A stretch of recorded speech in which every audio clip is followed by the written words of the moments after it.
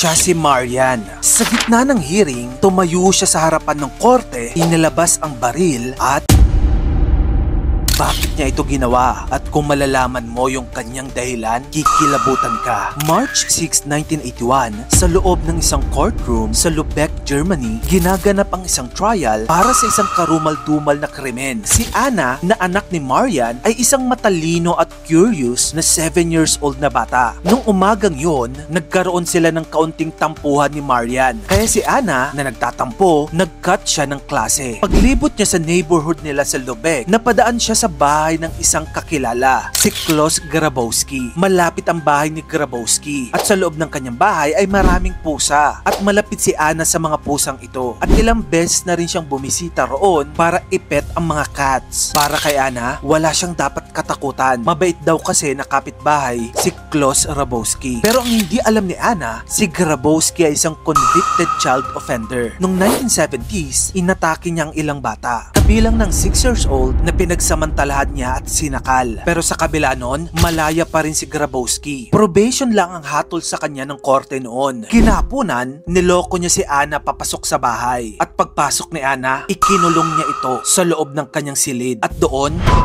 ang bata. At pagkatapos ay sinakal hanggang sa mamatay. Hindi na nakauwi si Anna nung gabing yon. Kaya naman si Marian sobrang nag-aalala. Pumunta siya sa mga pulis at nireport si Anna bilang missing. Kinabukasan, tumawag sa pulis ang fiancé ni Grabowski at umamin na si Klaus sa ginawa niya. Agad na natagpuan ng pulis ang bangkay ni Anna. Nakasiksik sa karton, itinapon sa tabi ng kanal. Tumakas si Grabowski pero nag-iwan ng sulat na makikipagkita siya sa isang fiancé niya sa isang pub. Naghintay na ang mga pulis doon sa pub na yon at inaresto siya ng gabing yon. Fast forward tayo sa trial. Sinubukan pa ni Grabowski na i-justify ang pagpatay. Ayon sa kanya, sinubukan daw siyang i-blackmail ni Anna. Sabi raw ng bata, kapag hindi siya binigyan ng pera, magsusumbong ito sa nanay niya. Through it all, tahimik lang si Marian. Sa loob ng 10 buwan, araw-araw niyang dinadalaw ang puntod ng anak niya. At habang nagluluksa, ang hindi alam ng lahat, nagpaplano na si Marian. Bumili siya ng maliit na Beretta 22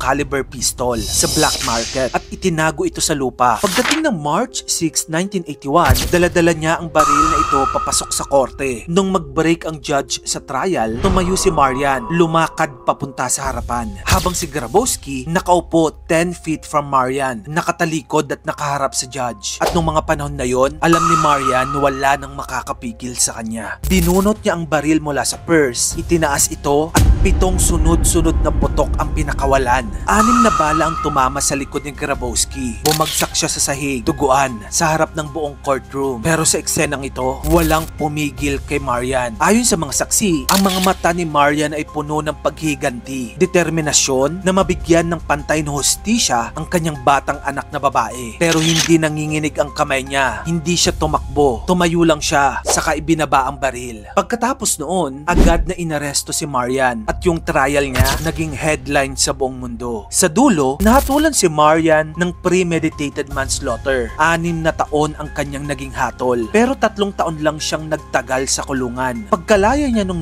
1986, lumipat siya sa Nigeria, tapos sa Sicily, at kalaunay bumalik sa Germany. 10 years after, namatay siya noong 1996 sa sakit na cancer sa edad na 46 years old. Inilibing si Marian sa tabi ng kanyang anak na si Anna.